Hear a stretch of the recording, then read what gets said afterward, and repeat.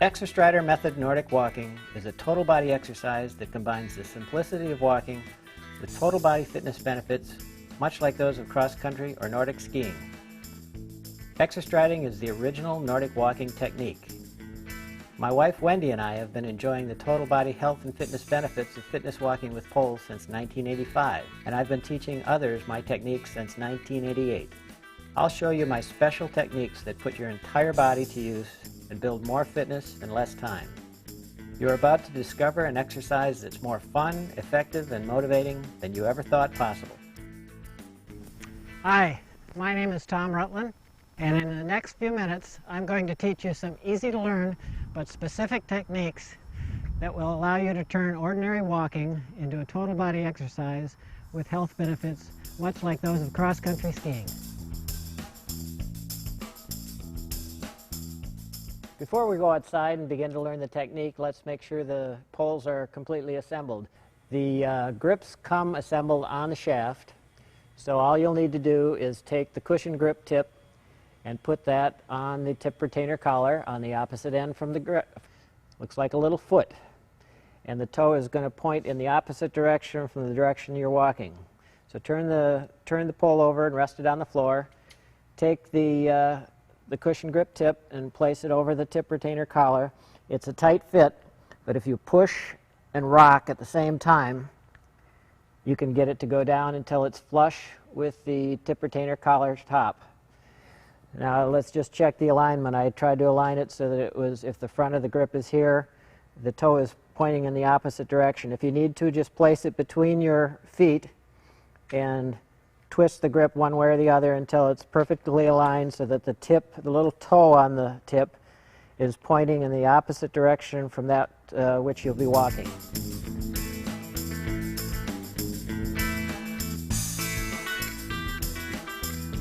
If you've chosen to purchase the bell-shaped tip because you use the poles primarily for balance, I'll show you how to install that. Just place the bell-shaped tip on the floor and wet the area around the opening. Put your tip retainer collar over the opening and use the weight of your body to push it in. Get it completely onto the tip retainer collar.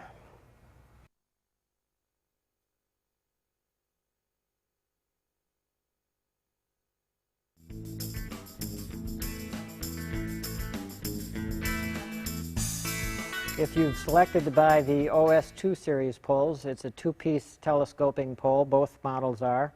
The OS2 Fitness Trekker is a blue two-piece telescoping pole. You hold the top section and turn the bottom section counterclockwise. That loosens the mechanism. Pull it out. There are length measurements marked on the lower section, so refer to your manual to approximately what length you should adjust the pole. Get it to approximately that length, and then turn the bottom section clockwise. To check to see that it's adjusted properly, put the tip even with the back of your heel and hold the grip in your hand. And as you can see, your forearm should be roughly parallel to the ground.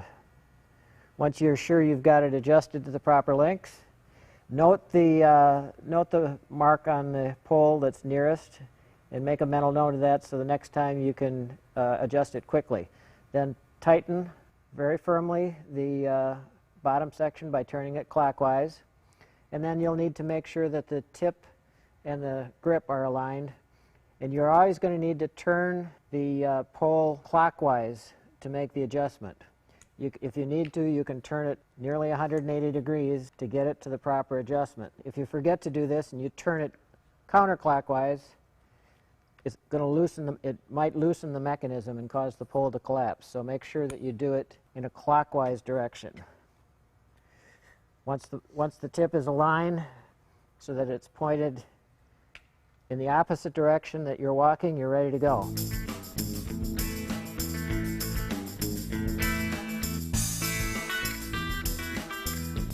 In order to stow the pole or readjust it for another person or travel with it, hold the top of the shaft and turn the bottom in a counterclockwise direction, collapse it, and then tighten it up just enough so that it stays telescoped down. And then you've got a convenient travel size. If you've selected our OS2 Fitness Trekker ATS, the ATS is our all-terrain, all-season pole. It's a green pole, two-piece telescoping, and it adjusts the same way the OS2, the blue OS2 adjusts. It comes with a metal tip ferrule that can be used with just the metal tip in icy conditions or in conditions where you need the maximum traction on unstable surfaces. And the cushion grip tip can be placed over the metal ferrule. Just push it on and it fits firmly. You'll adjust the direction of that tip in the same way that you would on the OS2. In addition to the cushion grip tip, the OS2 ATS, all-terrain, all-season, comes with a large set of baskets. This takes you into the winter season. The poles can be used for snowshoeing, for cross-country skiing, and they also come with a small basket which can be used for hiking. It's useful to use a basket like this when you're hiking on trails to keep the pole from going down between rock crevices, or during stream crossings to keep the pole from sinking into the mud or going down into the rocks and getting stuck. And you can also combine either one of the baskets just to keep brush off the tip and keep it from catching on a branch and pulling the tip off as you're hiking on trails with good surfaces.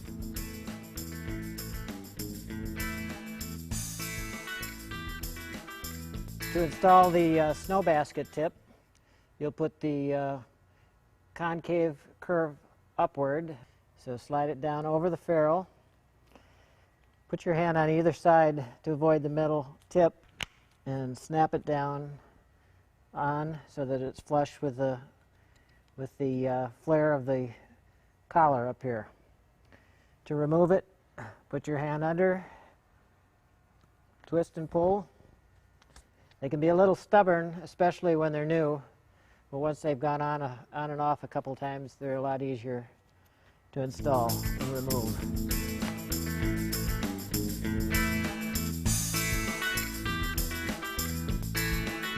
To install the basket, it goes with the concave side up when it's installed. So you push it down over the ferrule, and it actually has a set of threads that match a set of threads on the ferrule.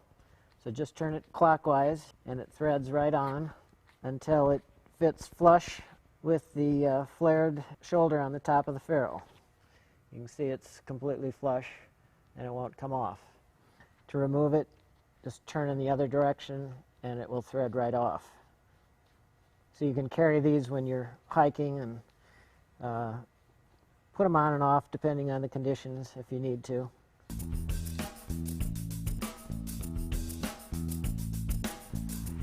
Let's take a look at the grips on the poles now. Our patented ergonomic grip fits your hand like no other grip. The front is parallel to the shaft and the back flares out to cradle your palm. This flared platform on the side will allow you to apply a strong force to the pole with each stride while keeping your hand very relaxed.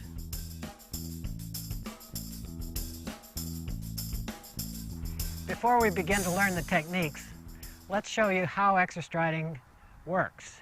A lot of people say, well, I can see your arms and legs are moving, but how does that give you total body exercise? In order to demonstrate, I'll ask you to put one of your poles down and hold the other pole. Extend your arm out as though you're reaching out for a friendly handshake with a slight bend in your elbow, and put that pole in your hand, leaning slightly forward. Now take your other hand and place it on your abdominal muscle. Then push the pole into the ground and do a pulsing push so you can feel the muscle in the abdominal contract and relax. Now this is the kind of push that you put into the pole with each stride. So if in a mile walked, you're going to do about 1,800 of these abdominal contractions. You have a pole in each hand, and with each stride this will happen. Reach around here underneath the arm to the back of the arm, muscle called the tricep. You can feel the same kind of contraction occurs with each pulse push of the pole. Reach around back here on the side of the back, large muscle that runs from the shoulder down to the lower back called the latissimus dorsi, and you can push down and feel that muscle contract. Also the pectoral muscle, the muscle in the chest. Basically, each time you press on the pole, you get contractions of all the major muscles in the trunk. The whole point of exerstriding is to involve the muscles in the upper body. More than 50% of your muscle mass is in your upper body, and some people say to me, I don't have any muscle in my upper body because I don't exercise. But the truth is we all have more than 50% of our muscle mass is in our upper body. Now when you start to work it with each stride, you're going to burn more calories, you're going to consume more oxygen. On the average, without feeling like you're working any harder, you're going to burn about 25% more calories. If you put some significant effort into the work of the upper body, which is what I try to do each time that I exerstride, you can get increases in the range of 50%, and we've done a human performance laboratory testing where increases of over 70% have been realized by people who really applied a lot of force.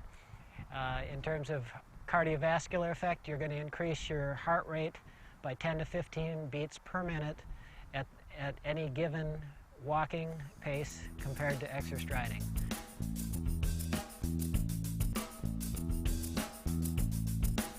Let's get started on learning proper technique. First of all, we talked about the handshake position. That's the position of the arm with each stride. So the hand should be extended out in front of the body with a slight bend in the elbow, not locked out and not bent, extended with a slight bend. When you do this, the pole should lean back. The pole isn't held vertical to the ground, it's actually at an angle. Now let's talk about how you get into that proper position with the pole. It's as simple as starting out with the pole at your side, keeping a very relaxed grip on the pole, and raising your hand up into the handshake position. If you do this, you can feel how the pole finds its own location and creates this resistance to the push that you'll apply with each force. Don't try to pick the pole up and decide where it should go by grasping it tightly. Just relax the hand, pick it up, and it will come to this position. You don't need a lot of things to think about when you're learning, so let this happen by itself. Okay, then the motion of the arm is the next thing that we need to talk about. The handshake position is the number one thing to remember. The number two things to remember is how the arm moves. It moves like a pump handle. You can see that the arm rises and falls. The pivot point is at the shoulder, and it really retains a fixed lever shape. It doesn't bend like this. It stays in one position, rising and falling. It resembles a pump handle on the old-fashioned pump where you're getting the water out of the well. So if you don't pay attention to this, I guarantee that you're going to go out and you're going to start doing something like this, which I call the sawing technique. If you do that, all of the work gets transferred into the small muscle on the back of the arm, the tricep. It's going to feel like you're actually working harder perhaps, but you're not going to get the benefits. Reach out, push down, and try for yourself. Push down and feel how it works the tricep. Reach out into the handshake position, push down and feel how all the work goes into the large muscles in the trunk. This is the key, keeping the work in the large muscles in the trunk with each stride.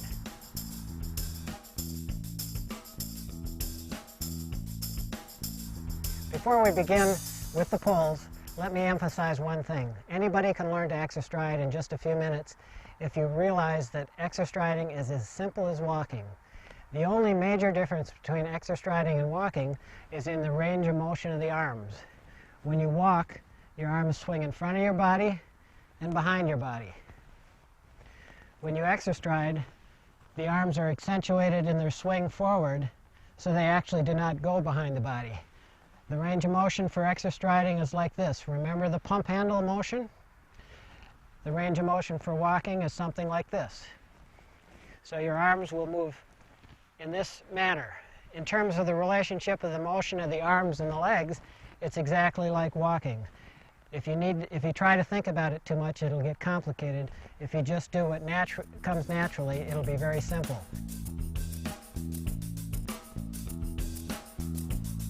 Now it's time to really begin to learn how to exerstride. Remember that I've told you that as you walk and you exerstride, the arms and the legs move in a very similar fashion. The only difference is when you exerstride, your arms move further out in front of your body into that handshake position. So the simplest way to learn is to begin by hanging your poles loosely at your side, relax your arms, and then just start walking. After you get into a normal stride, begin to move your arms further and further forward until that pole comes into that position that we just talked about and you feel the resistance. Then apply force to the pole and you've made the transition from walking to exerstriding. And it looks like this. Just begin to move. Swing your arms naturally as you would when you're walking. Begin to swing the arms further and further forward until you feel that pole land in the position and create the resistance. Then push, moving the arm like a pendulum, like a pump handle, pushing yourself forward, and you've made the simple transition from walking to exerstriding. I've introduced hundreds of people to exerstriding in live workshops, so I know that there are going to be a few of you out there who are going to refuse to believe that it can be this simple. So you're going to try to make it more complicated than it really is, and you're going to get your mind too involved. As soon as you begin to try to walk naturally, you're going to start to think about how should I be moving my arms and my legs, and you're probably going to do something like this.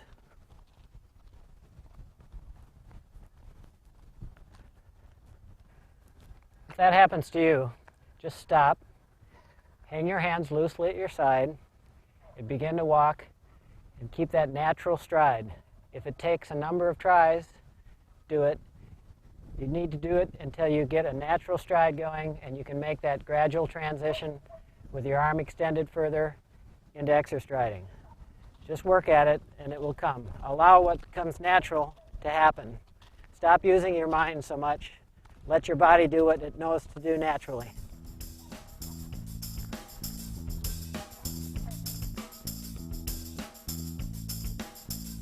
The next most common mistake people make is they can get themselves into a normal walking stride and they make the transition to extending their arm out somewhat, but they bend their elbow.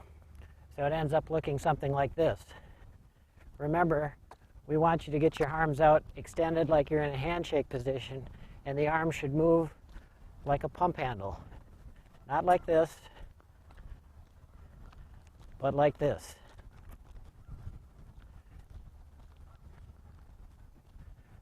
This is so important, we're going to show it to you one more time. So it ends up looking something like this.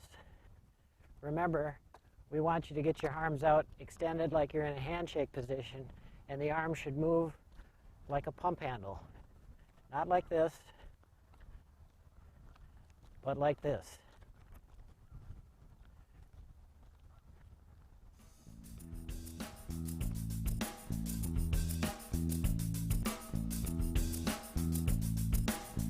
Another problem that you might encounter is you've made the transition from walking to exerstriding, and all of a sudden your arms and legs don't seem to be moving together.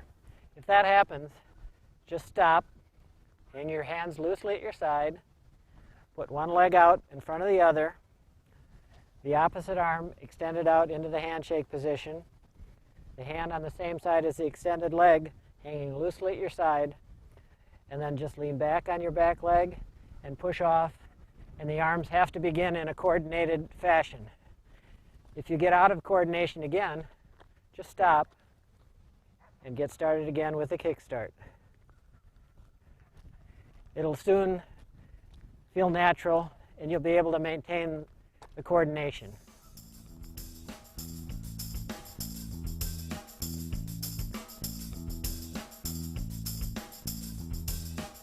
If you're still having problems coordinating your arms and your legs, I've got one more technique to pull out of the basket. It's called the march technique. Now, if you'll notice when I exerstride, there's a relationship between the footfalls and the planting of the pole. So just get a little marching tune going in your head or audibly. bum bum ba-dum bum bum bum bum ba-da-dum ba-da-dum ba-dum ba-da-dum bum bum bum ba-dum ba-da-dum bum bum bum.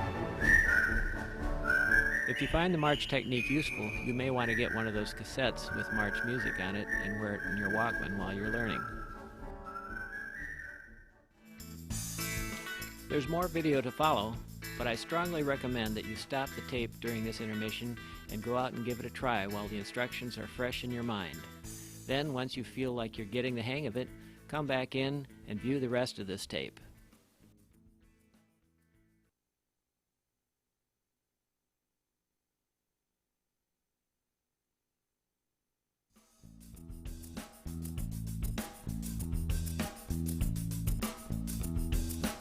Now in no time you'll begin to feel comfortable with this motion. It's new to you, and you're for the first time becoming a quadruped since you crawled on all fours. So you've got to learn to coordinate the motion of the arms, the light landing of the pole, and the force applied.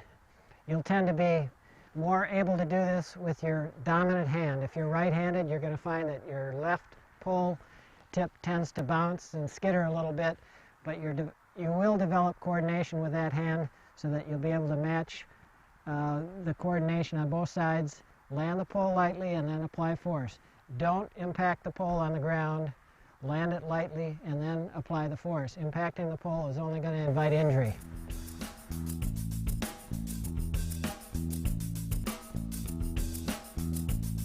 Remember I said, when you begin, let the tips drag.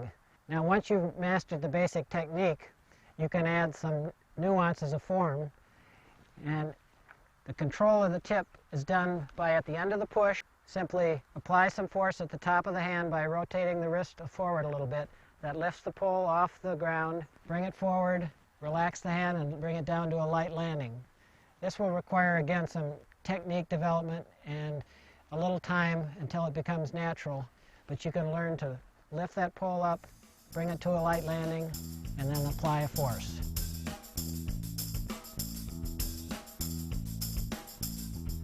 People ask me, how often should I exercise? Well, the experts tell us if we exercise 2 or 3 times a week for 30 minutes, it's good. But basically, I think exercise is a little bit like dental hygiene. It's best if it's done every day. You can have healthy teeth if you brush your teeth 2 or 3 times a week, but you'll have much healthier teeth and gums if you do it every day. And exercise really is a gift that you can give yourself. Putting your body in motion makes you feel better, increases the quality of your life.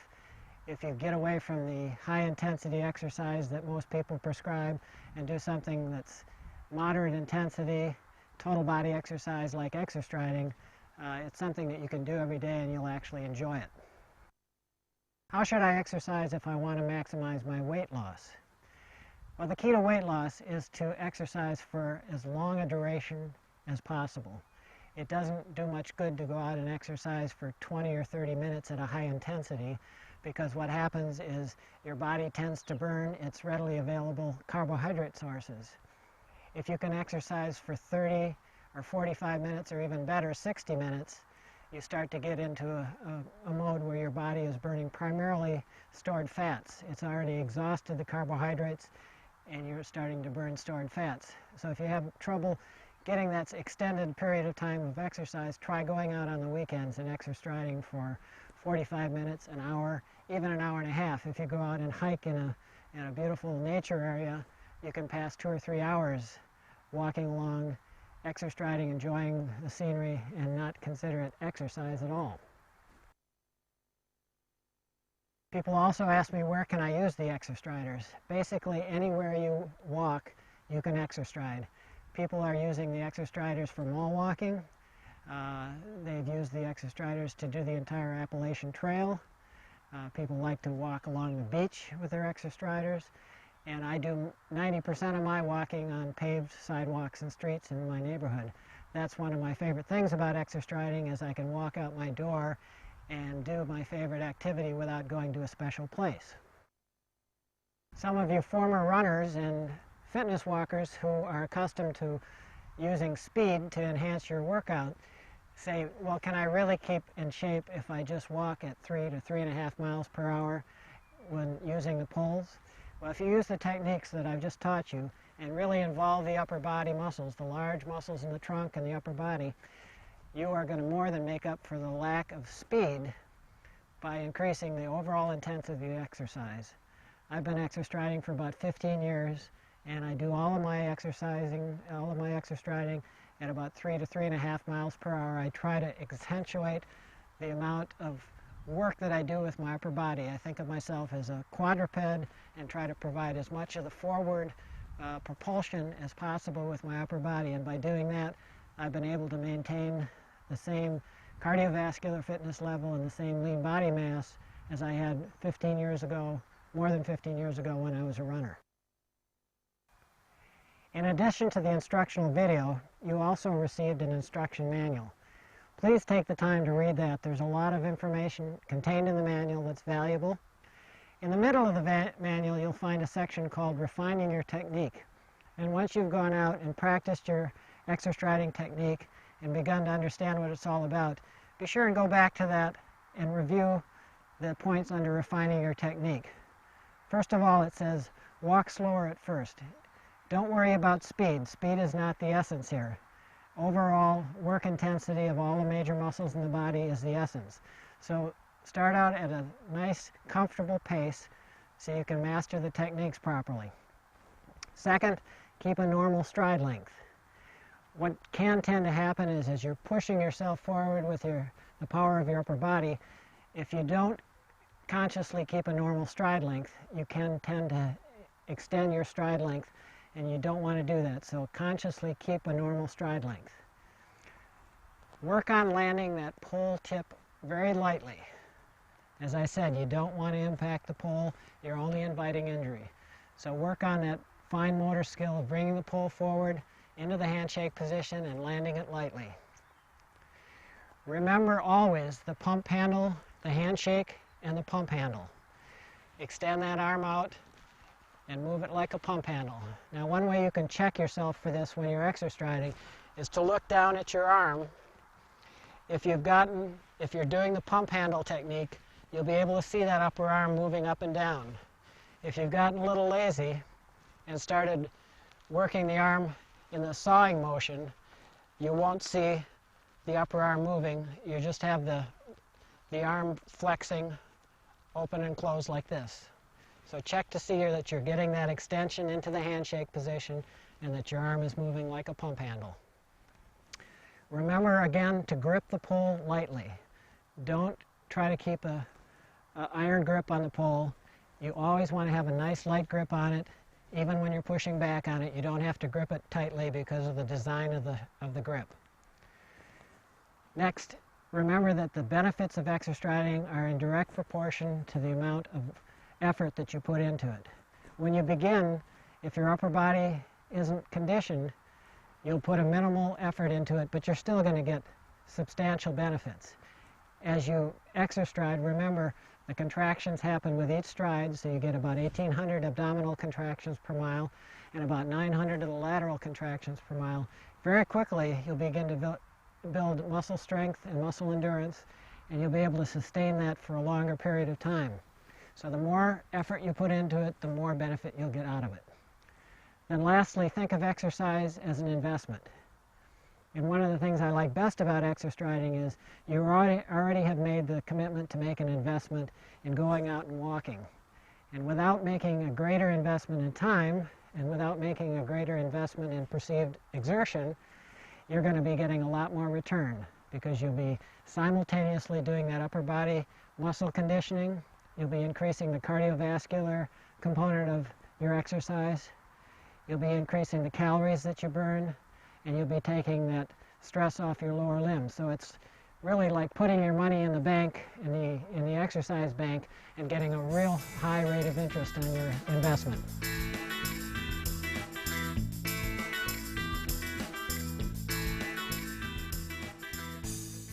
Now it's time for you to go out and give it a try. Remember, exerstriding really is as easy as walking, so relax and use the learning techniques you've just been introduced to on this tape.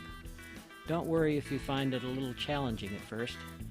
It's a little like learning to ride a bike, only much easier, I promise. In no time at all, you'll make the easy transition from walking to exerstriding. Please take time to read your manual too. After you get the hang of exerstriding, I recommend that you review the instructional video from time to time and attempt to develop the best possible technique habits. Remember, the better you master the technique, the greater the benefits you'll derive from this great new form of total body exercise. Good luck and good health.